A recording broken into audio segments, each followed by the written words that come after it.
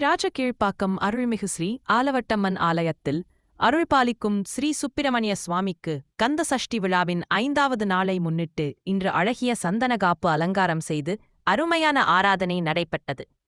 மனமிகு சந்தன வாசனை பரவி பக்தர்கள் மனம் மகிழும் விதமாக முருகனின் திருமேனி இன்பம் பரப்பியது. அனைவரும் பக்தியுடன் கலந்து கொண்டு ஸ்ரீமுருகனின் அருளைப் பெற்றனர்.